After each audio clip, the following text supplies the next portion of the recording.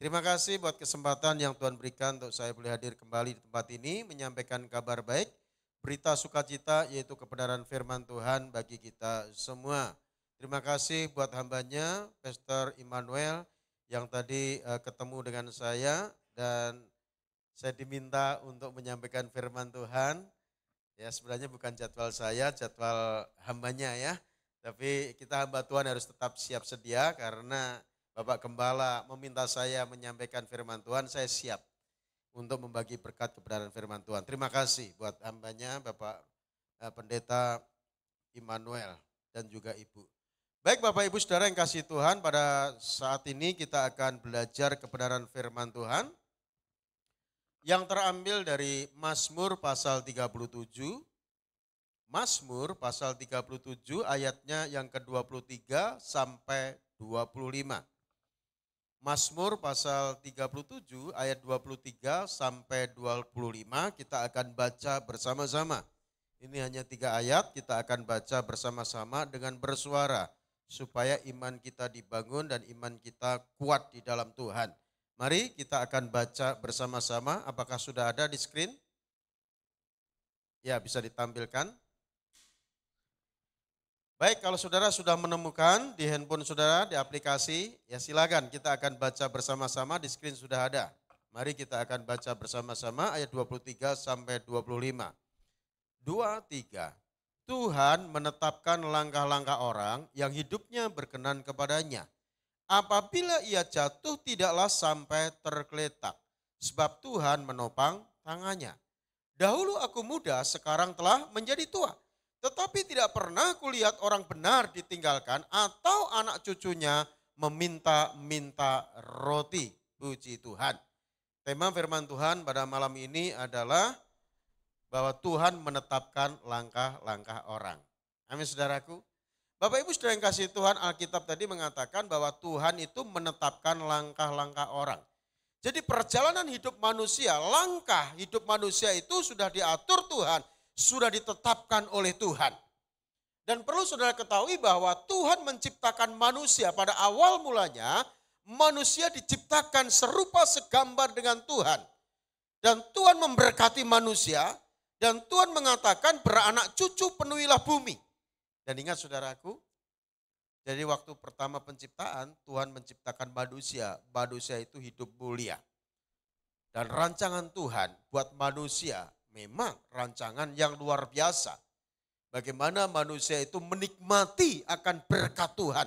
Menikmati akan kebaikan Tuhan dalam kehidupannya. Namun karena manusia sudah jatuh dalam dosa, maka apa yang Tuhan rancangkan dalam kehidupan manusia, apa yang Tuhan sudah sediakan dalam kehidupan manusia, itu hilang saudaraku. Karena apa? Karena manusia memilih jalannya sendiri. Manusia tidak sepikir, sepaham, sependapat dengan Tuhan. Dia melangkah dengan jalannya sendiri, akhirnya manusia jatuh dalam dosa. Namun perlu diingat saudaraku, tatkala manusia mengikuti aturan main Tuhan, tatkala manusia mengikuti jalan Tuhan, tatkala manusia hidup berkenan kepada Tuhan, maka saya pastikan bahwa rancangan Tuhan itu akan tergenapi dalam kehidupan manusia. Langkah perjalanan kehidupan manusia pasti akan sampai kepada tujuan Tuhan. Dan kita tahu bahwa rancangan Tuhan dalam kehidupan manusia itu rancangan hari depan yang penuh harapan. Bukan rancangan kecelakaan. Asal hidup kita berkenan kepada Tuhan. Karena Alkitab tadi mengatakan bahwa Tuhan menetapkan langkah-langkah orang yang hidupnya berkenan kepadanya. Lalu ayat yang ke-24 tadi katakan, apabila ia jatuh, tidak sampai tergeletak. Artinya saudara, orang sudah hidup benar di hadapan Tuhan, ya orang sudah berkenan di hati Tuhan, Alkitab mencatat bisa jatuh. Bisa jatuh. Jadi saudara jangan berpikir kalau kita hidup benar di hadapan Tuhan, bahwa kita sudah menyenangkan hati Tuhan, lalu hidup kita itu mulus saja, nggak ada masalah, nggak ada pergumulan, seperti jalan yang bebas hambatan. Tidak. Jadi saya mengingatkan pada setiap kita, kalau saat ini engkau sedang mengalami pergumulan, engkau sedang jatuh, ya, menghadapi masalah dalam kehidupanmu, ingat itu semua seizin Tuhan. Asal engkau hidup benar, asal engkau hidup berkenan kepada Tuhan.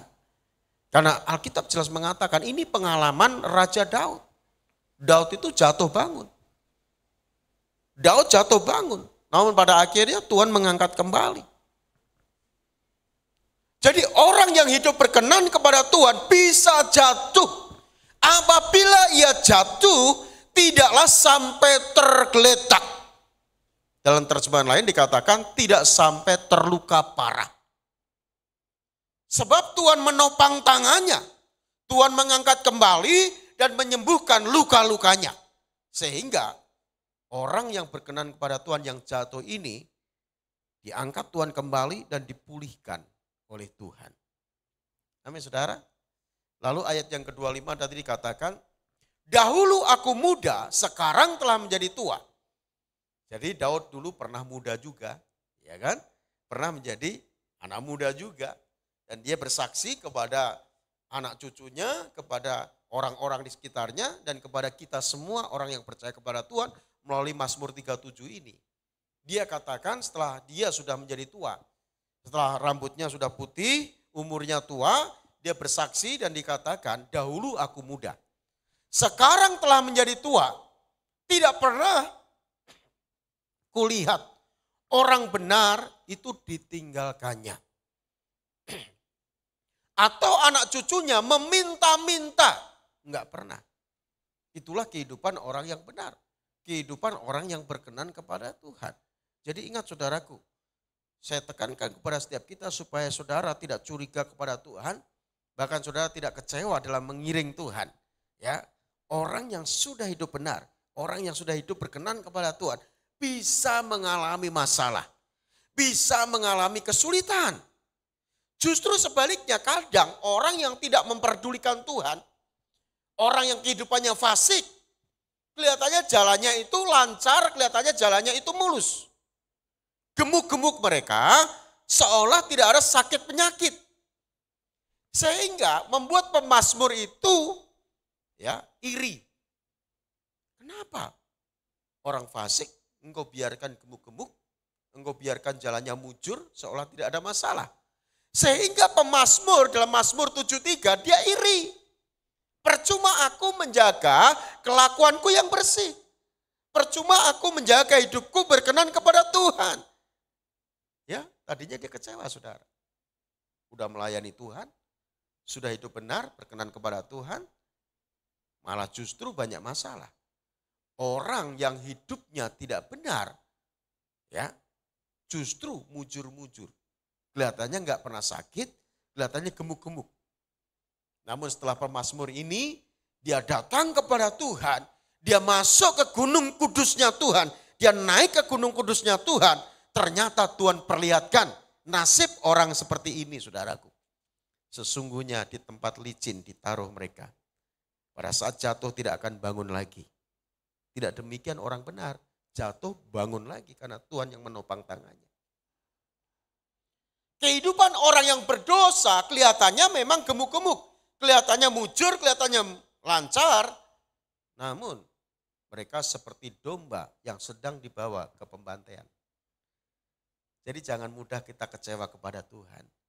Kita tetap pertahankan bagaimana hidup kita itu benar di mata Tuhan. Karena Tuhan menetapkan langkah-langkah setiap kita yang hidup benar di hadapan Tuhan. Masalah boleh ada, kesulitan boleh ada. Jangan membuat semuanya itu kita lari meninggalkan Tuhan.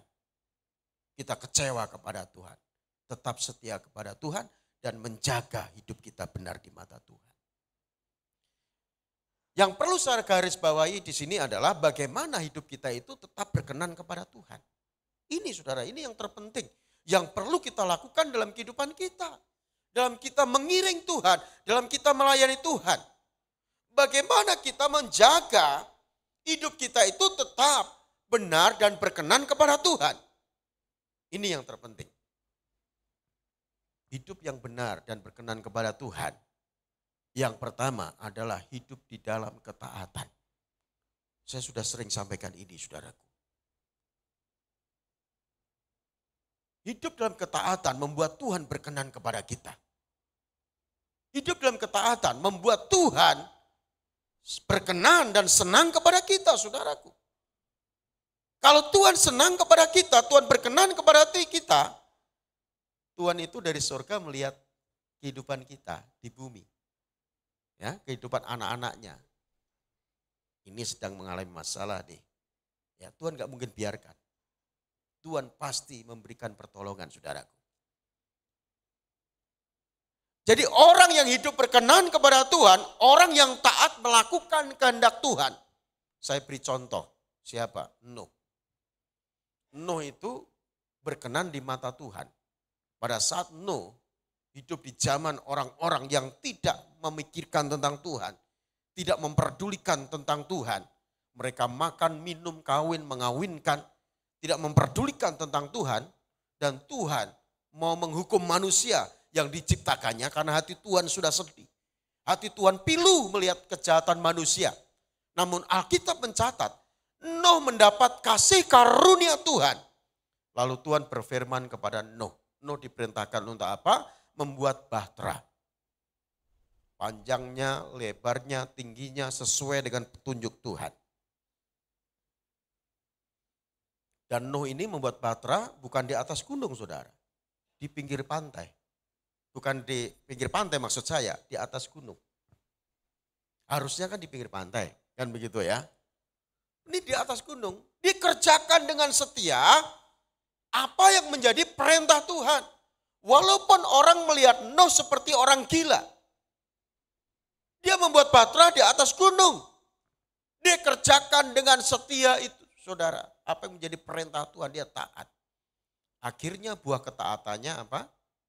Ya, pada saat bahtera jadi, Nuh, istri, anak, dan mantu-mantunya diselamatkan oleh Tuhan. Amin. Seandainya pada saat bahtera selesai, Nuh masuk ke bahtera, lalu ada orang jahat, bejat ya. Orang jahat itu ikut masuk bahtera. Kira-kira selamat gak? Selamat juga ya.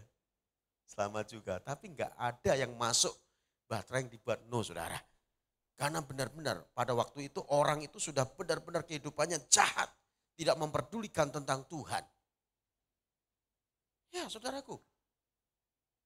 Nuh berkenan kepada Tuhan karena taat melakukan kehendak Tuhan. Lalu contoh yang kedua yaitu siapa? Abraham. Abraham itu diperintahkan Tuhan. Tuhan berfirman kepada Abraham untuk Abraham keluar dari negeri kelahirannya. Dari sanak saudaranya, dari rumah orang tuanya ke negeri yang ditunjukkan oleh Tuhan. Negerinya belum jelas. Tapi karena Tuhan memerintahkan, dia taat. Pagi-pagi benar, Abraham itu kemas-kemas saudaraku. Dia packing-packing barang bawaannya.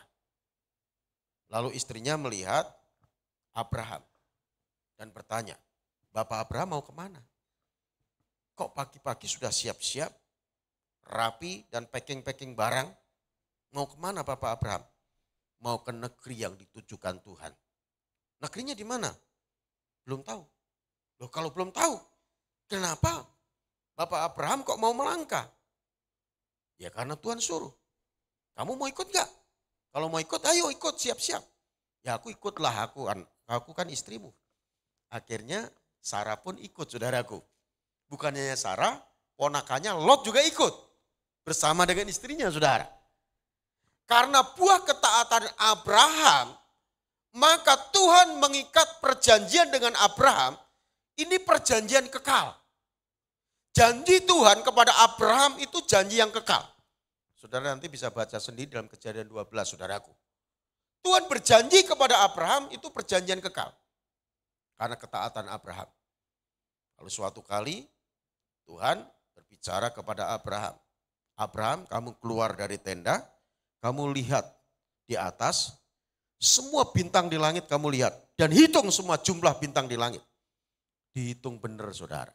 Dihitung 1, 2, 3, 4, 5, 6, 7, 8, 100, 200. Setelah itu lupa. Dihitung ulang lagi. Lupa. Lalu dia katakan, gak bisa dihitung Tuhan. demikianlah nanti keturunanmu. Seperti bintang di langit, seperti pasir di laut. Dan aku akan memberkati engkau. Dan aku akan memberkati orang yang memberkati engkau dan mengutuk orang yang mengutuk engkau. Dan oleh karena namamu maka semua kaum di muka bumi akan mendapat berkat. Jadi kita ini bukan keturunan Abraham secara biologis. Tetapi setiap orang yang percaya kepada Abraham, ya, berhak menerima janji dari Abraham. Karena kita juga keturunan Abraham. Seperti Tuhan Yesus katakan kepada Sakius. Ya, ingat cerita Sakius, saudara? Pada saat Tuhan Yesus masuk ke kota Yeriko, ada seorang pendek yang bernama Sakius. Ya, karena badannya pendek, maka dia tidak bisa melihat siapa itu Yesus. Karena orang banyak sudah berkerumun ingin melihat Yesus. Dan Sakius ini kepala pemungut cukai pengen tahu siapa itu Yesus. Dia gak kekurangan akal. Akhirnya dia naik pohon ara jenis sikamor. Dia naik pohon ara. Jadi kalau saudara pergi ke Israel, ya, tur Holy Land, saudara mau ke Yeriko, ya, di sana ada Laut Mati juga. Pasti nanti ya itu tour guide lokal, sopirnya itu diminta untuk berhenti sejenak untuk melihat pohon yang pernah ditumpangi atau naikin Sakius. Itu pohon ara jenis sikamor. Ya, kalau saudara pernah ke sana, ke Israel. Puji Tuhan saya sudah membawa rombongan 8 kali. Ya, nanti kita kalau Tuhan kendaki kita bikin program saja, Pastor. Untuk pergi ke Holy Land. Ya kan, jemaat generasi Yosua. Kita bawa untuk melakukan perjalanan rohani dari generasi Yosua. Karena perang ini kan sudah mulai reda ya, sudah dengar-dengar sudah mulai ada gencatan senjata. Nah, sudah mulai aman lagi, saudara. Terakhir saya ke Holy Land, ke Israel itu 2022, ya pas COVID masih itu. Diambil itu ya, colok hidung segala macam masuk ke perbatasan seperti itu. Jadi kalau saudara ke Israel pasti saudara diberhentikan untuk melihat di mana Sakius pernah naik pohon itu, saudara. Ya nggak tahu benar apa enggak gitu ya, tapi ya karena kita kan ke sana, katanya itu gitu ya, kita percaya saja, saudaraku. Ya.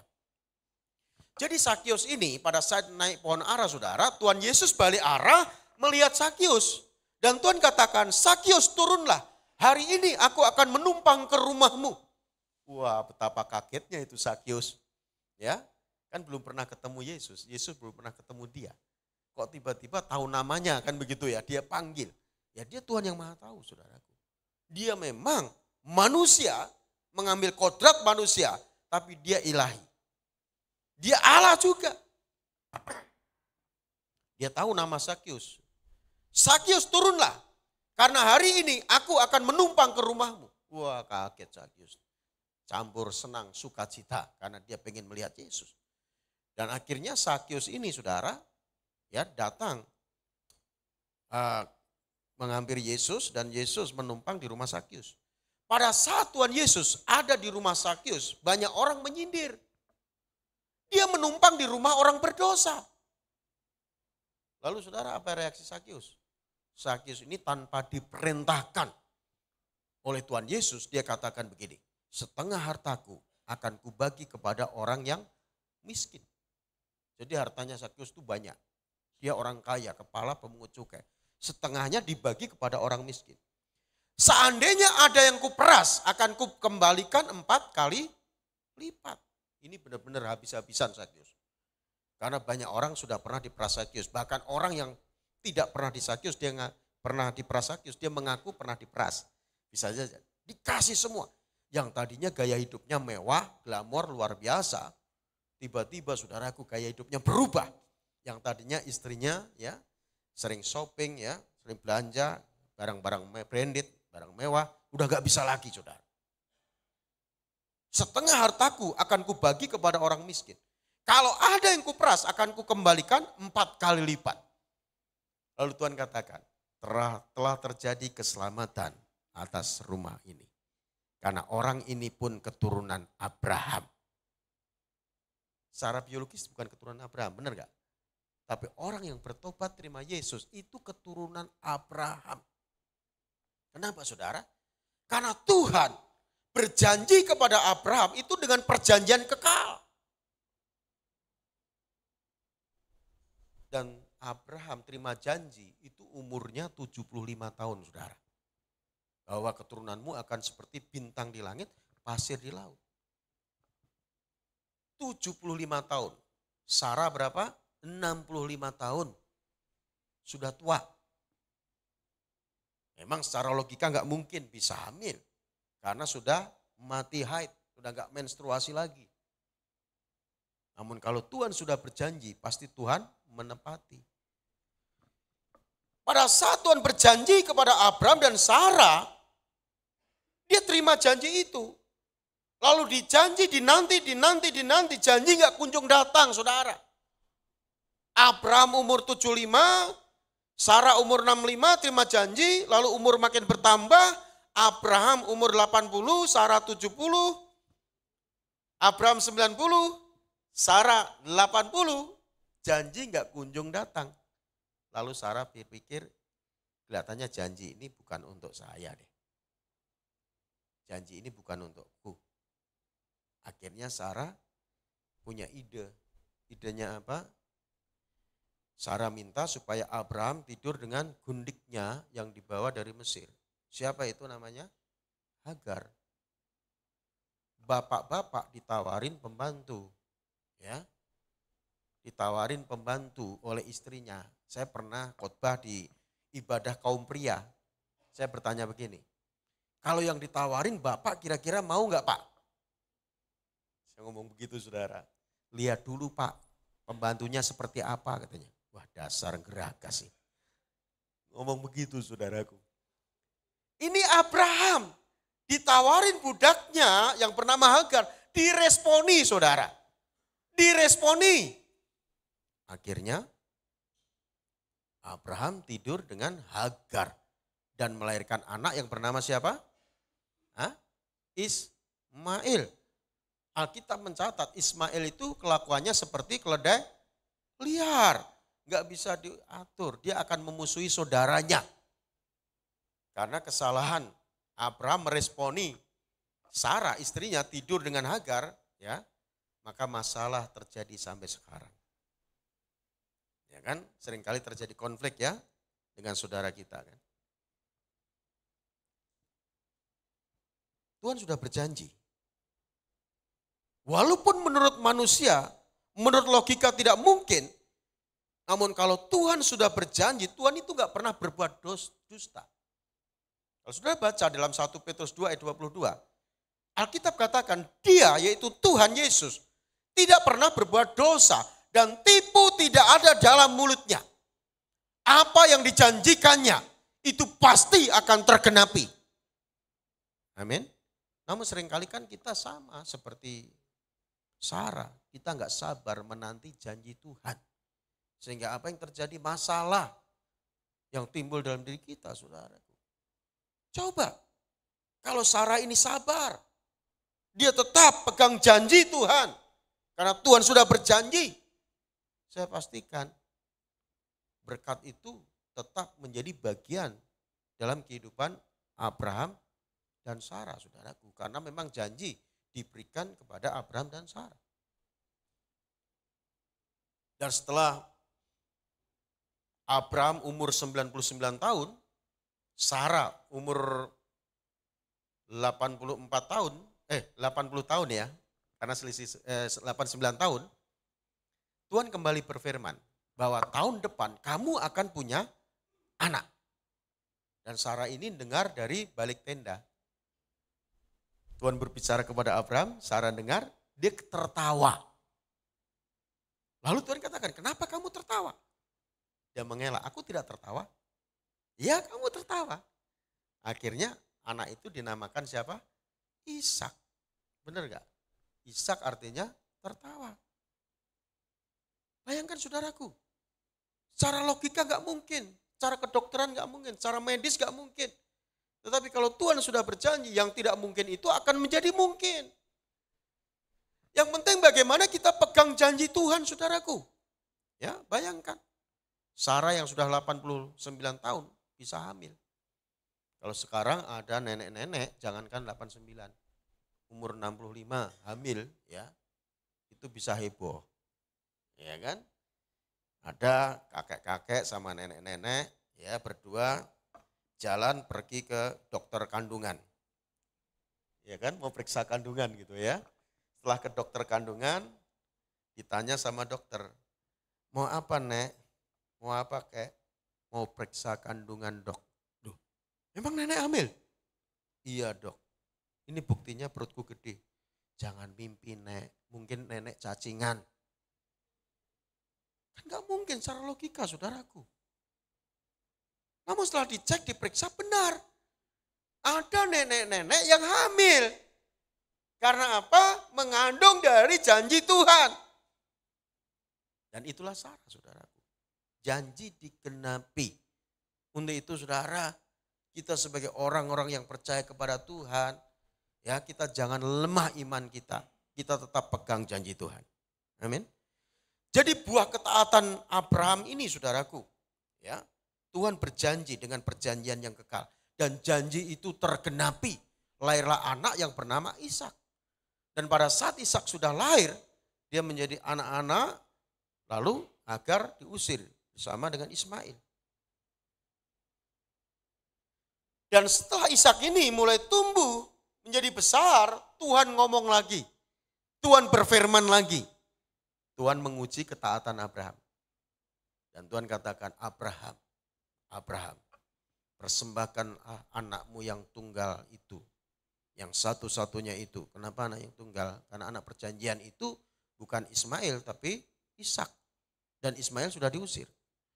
Persembahkan anakmu yang satu-satunya itu, yang tunggal itu ke tempat yang aku tunjukkan kepadamu.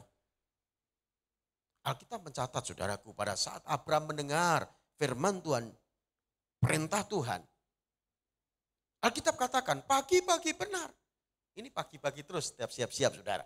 Pagi-pagi benar, Abraham siapkan keledainya, dia ajak bujangnya yang bernama Eliezer, dia membawa bekal-bekal, dia ajak Ishak ke tempat yang ditujukan Tuhan. Kira-kira pada saat Abraham ini mau mempersembahkan anaknya Ishak, lapor kepada Sarah enggak? Lapor enggak Bu? Lapor enggak? Alkitab enggak mencatat, Alkitab enggak mencatat. Tapi kemungkinan enggak lapor. Kemungkinan enggak lapor. Karena apa? Karena Abraham tidak mau gagal kedua kali. Melanggar firman Tuhan. Nah, ya. Kali ini kemungkinan tidak lapor.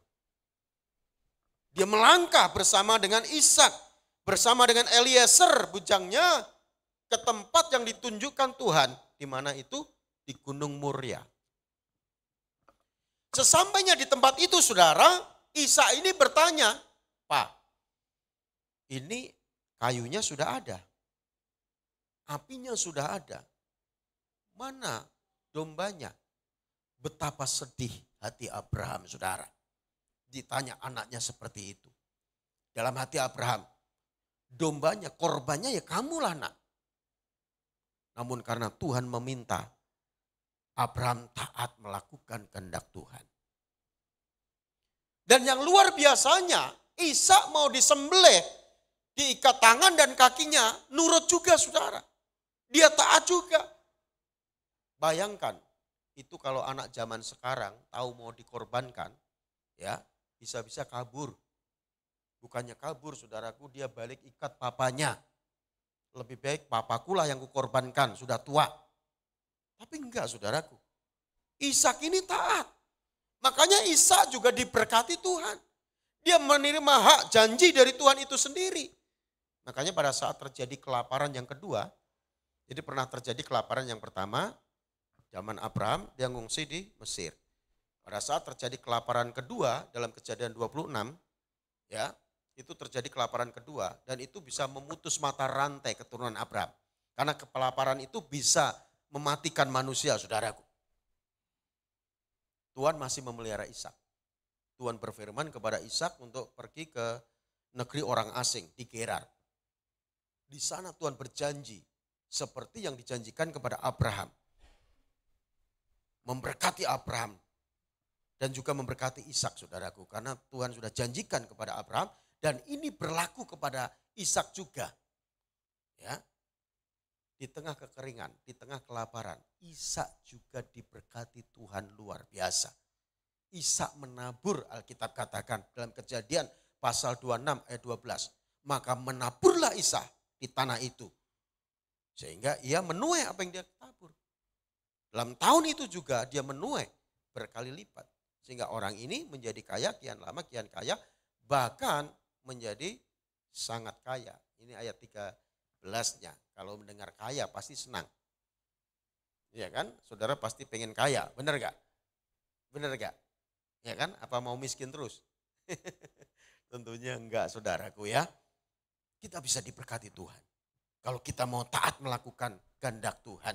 Dan janji Tuhan itu akan tergenapi dalam kehidupan kita pada saat kita tidak menjadi lemah dan pada saat kita taat melakukan apa yang Tuhan kehendaki untuk kita kerjakan, saudaraku. Dan akhirnya saudara, Ishak ini mau disembelih. Sudah diletakkan di mezbah, Abraham sudah hunus pedangnya dan Ishak mau disembelih, saudaraku. Dan pada saat mau dipotong kepalanya, saudara, Tuhan katakan, stop, jangan lakukan Abraham. Aku tahu ketaatanmu melakukan perintahku. Akhirnya Tuhan menyediakan domba yang terjerat di semak belukar. Allah menyediakan. Amin, saudara. Apa yang menjadi kebutuhanmu? Tuhan sediakan. Asal kita mau taat melakukan kehendak Tuhan. Karena ketaatan kita ini mendatangkan berkat bagi kita. Karena Tuhan berkenan kepada orang-orang yang taat kepada perintah-perintahnya. Saya selalu katakan, saudaraku, nilai tertinggi kekristenan itu terletak kepada ketaatan kita melakukan firman Tuhan. Ini yang selalu saya katakan di mana-mana, saudara. Selalu saya katakan. Karena kadang orang Kristen, orang percaya kepada Tuhan gagal mentaati firman Tuhan. Coba kita taat saja, mau dengar-dengaran dengan Tuhan. Maka janji Tuhan itu akan tergenapi dalam kehidupan kita. Ini yang pertama, saudara. Lalu yang kedua, bagaimana agar hidup kita ini berkenan kepada Tuhan? Karena Tuhan menetapkan langkah-langkah orang yang hidupnya berkenan kepadanya. Yang kedua, kita harus beriman kepada Tuhan. Percaya penuh kepada Tuhan tanpa ada keraguan, tanpa ada kebimbangan dalam diri kita, saudara. Karena dalam Ibrani 11 ayat yang ke-6 di sana dikatakan, tanpa iman tidak mungkin orang berkenan kepada Tuhan. Jadi kalau kita nggak percaya kepada Tuhan, nggak punya iman, tetapi tanpa iman, tidak mungkin orang berkenan kepada Allah. Saudara nggak berkenan kepada Tuhan, kalau saudara tidak punya iman. Sebab barang siapa berpaling kepada Allah, ia harus percaya bahwa Allah ada dan Allah memberi upah kepada orang yang sungguh-sungguh mencari Dia. Jadi malam hari ini, kalau saudara benar-benar sungguh-sungguh mencari Tuhan di tempat ini, saudara akan berjumpa dengan Tuhan. Kalau saudara tidak ragu, tidak bimbang. Orang yang tidak bimbang, dia akan menerima apa yang menjadi jawaban dari Tuhan. Amin, saudaraku. Tapi sebaliknya, kalau kita ada keraguan, ada kebimbangan dalam diri kita tidak akan mendapat sesuatu dari Tuhan. Karena segala sesuatu yang tidak kita kerjakan dengan iman itu dosa. Kita melayani tanpa iman itu dosa juga. Kita melayani, kita harus beriman, percaya bahwa Tuhan yang mengutus kita, meminta kita untuk melayani. Sekalipun Pastor Immanuel tadi spontan, ya, meminta saya yakin saya diutus Tuhan.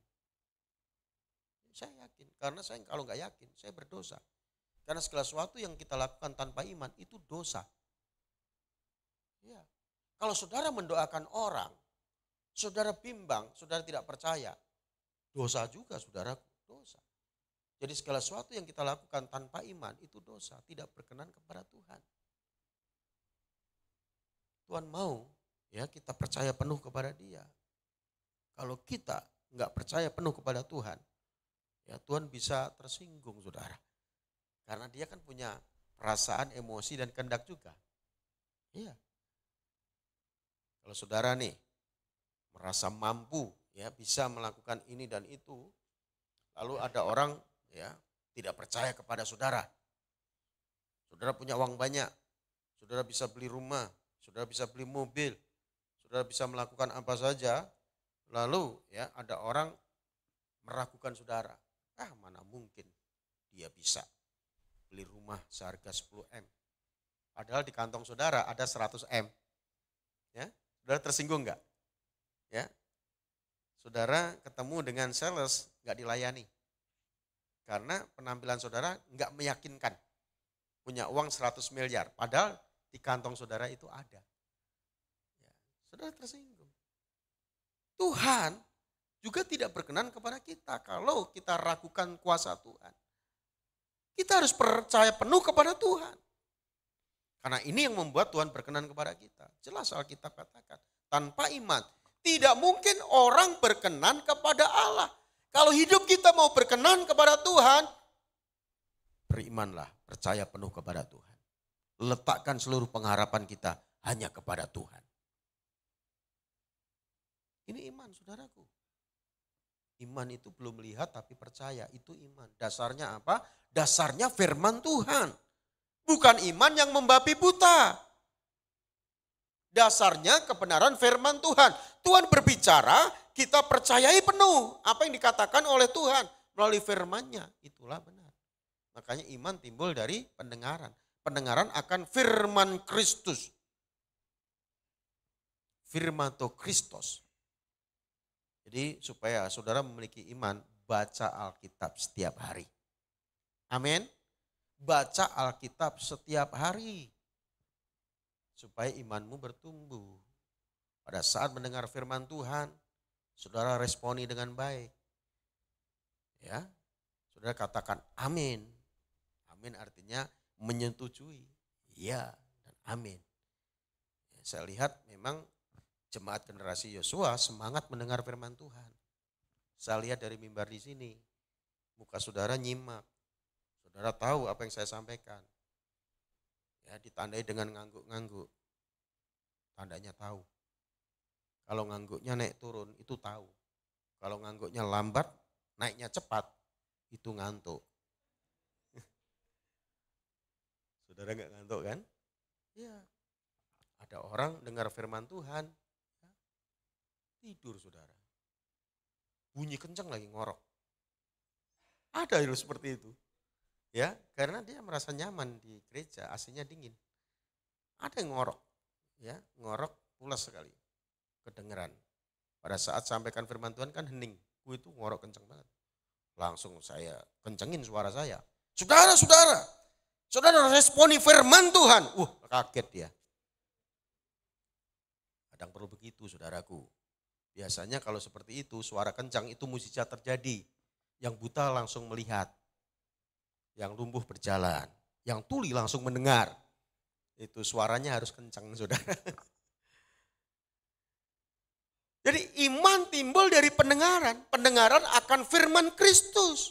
Banyak renungkan firman Tuhan dan lakukan dalam kehidupan kita. Saya yakin iman kita kokoh, iman kita kuat, dan oleh iman itu kita berkenan kepada Tuhan. Iman belum melihat tapi percaya, itu iman. Ibrani 11 ayat 1. Saudara datang di tempat ini kan punya harapan, punya keyakinan. Apa yang saudara harapkan itu pasti ada. Agar doa-doamu didengar, dikabulkan oleh Tuhan. Dan kalau saudara yakin, saya pastikan saudara akan mengalami itu. Karena saudara berkenan kepada Tuhan. Kalau kita sebagai orang tua, hati kita berkenan kepada anak kita. Tanpa kita minta apa yang menjadi kebutuhan anak kita. Kita kasih saudaraku. Saya ingat saya punya anak itu 2. Ya kadang ikut pelayanan. Perempuan dan laki-laki. Dan anak saya yang perempuan. Dulu saya biasanya tidur satu kamar gitu ya. Itu berempat. Lalu anak saya minta, "Pak, kita kan sudah gede. Saya pengen tidur di kamar sendiri." Ya, memang kita sudah siapkan kamar masing-masing gitu ya. Akhirnya anak saya ini masih SD waktu itu. Ya udah kamu kalau berani ya tidur sendiri di kamarmu, kamar. Tapi sambil saya intip saudara, apa yang dilakukan anak saya. Wah ternyata belajar saudara. Ternyata dia berdoa juga. Saya foto saudara. Saya intip, saya buka kecil, saya foto. Saya sebagai orang tua senang. Lalu saya berpikir, apa yang kukasih buat anakku ini ya. Nah,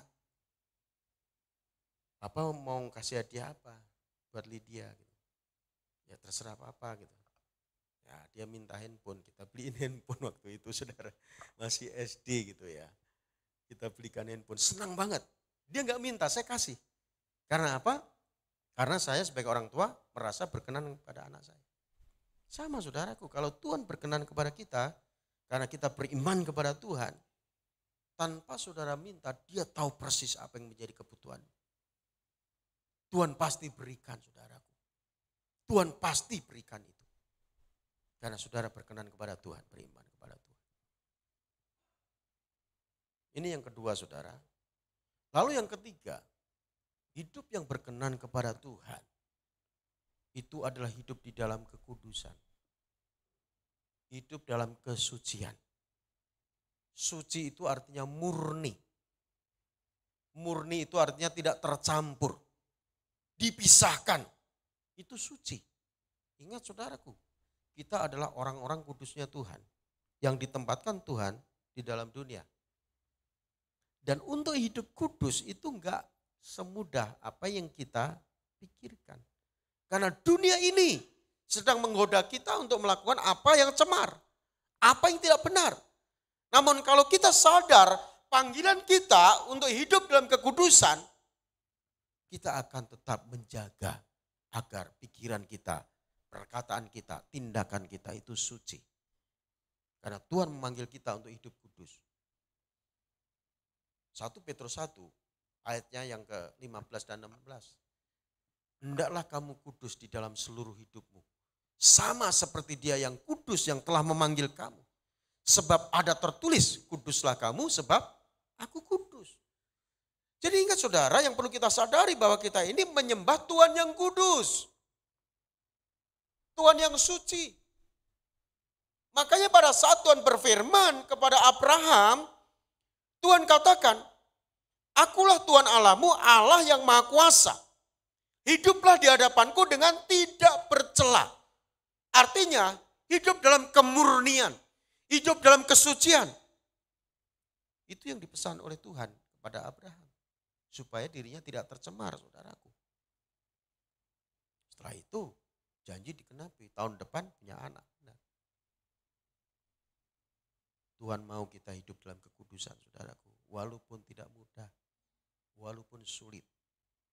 Namun kita kalau mau menjaga diri kita untuk hidup dalam kemurnian, kekudusan, saya pastikan orang yang suci hatinya akan melihat Tuhan. Amin. Melihat Tuhan di sini artinya melihat kuasa mukjizat Tuhan kita alami setiap hari. Dan pada saat kita suatu kali meninggalkan dunia ini, kita akan berjumpa dengan Tuhan muka dengan muka saudara. Tanpa malu lagi.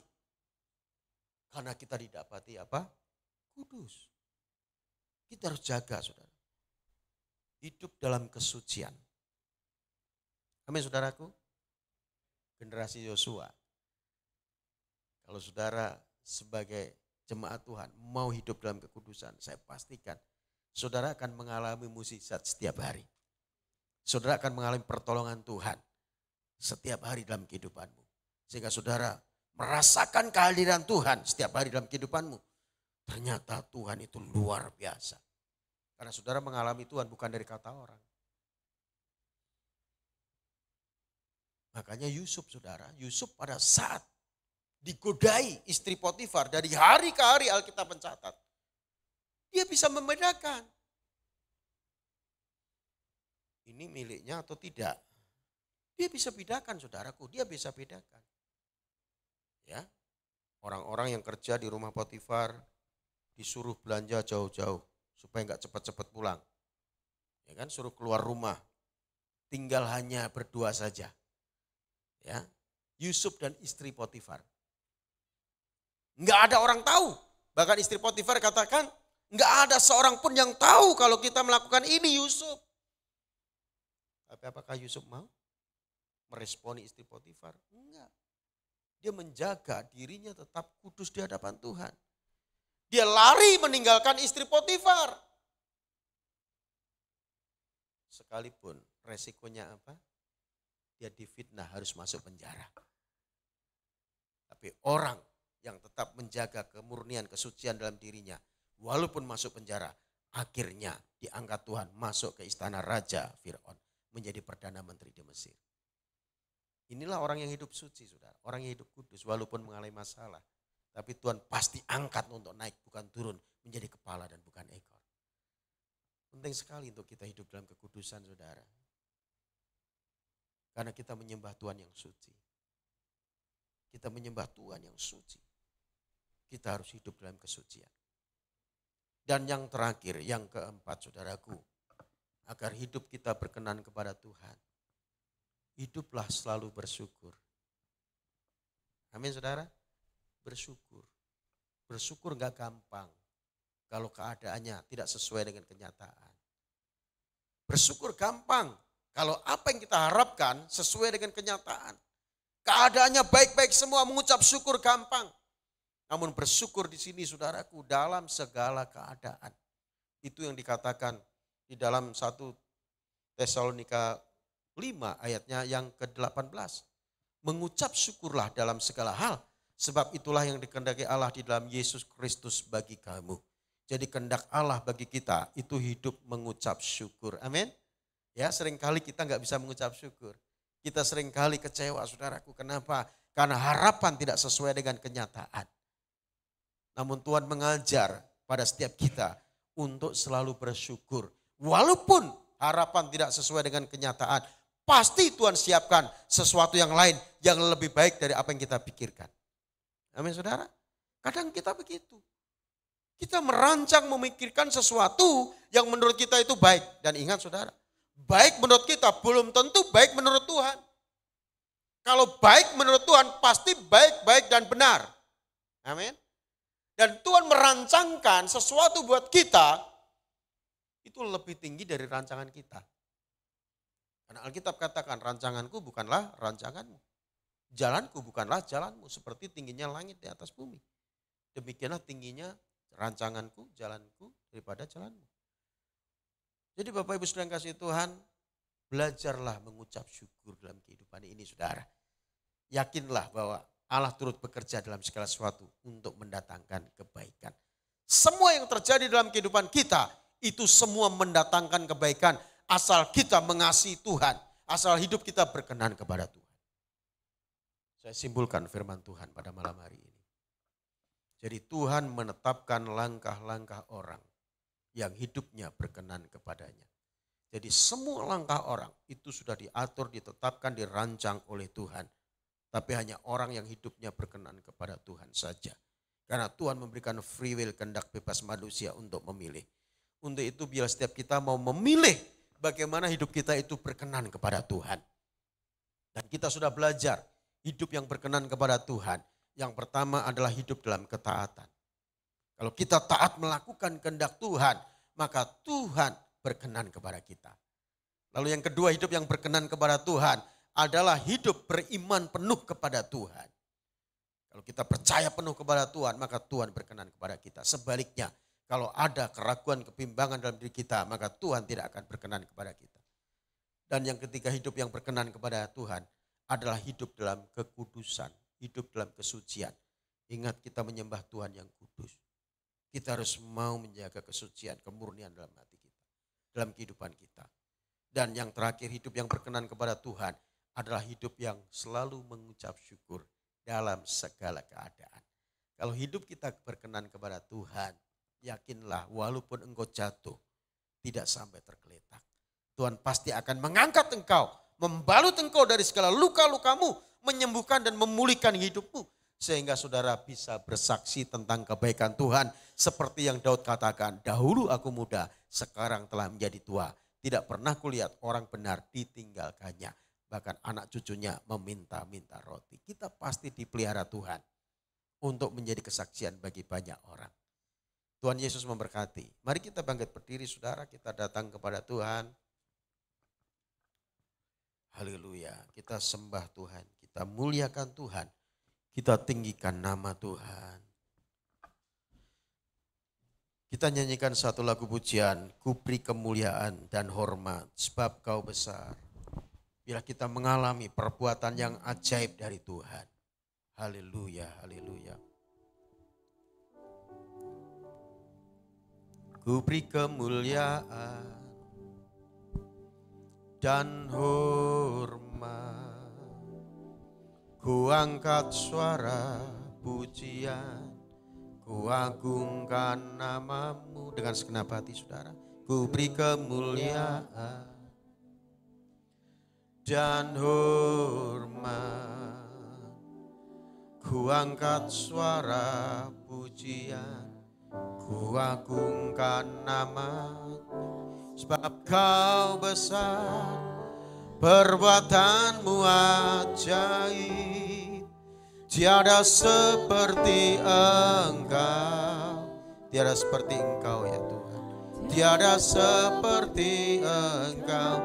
Sebab kau besar, perbuatanmu ajaib, tiada seperti engkau. Tiada sepertimu ya Tuhan, tiada seperti engkau.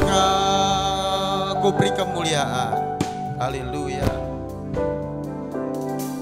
Ku beri kemuliaan, mari muliakan Tuhan, agungkan Tuhan, haleluya. Ku angkat suara pujian dan ku agungkan namamu. Kemuliaan dan hormat, ku angkat suara pujian dan ku agungkan namamu. Sebab kau besar, perbuatan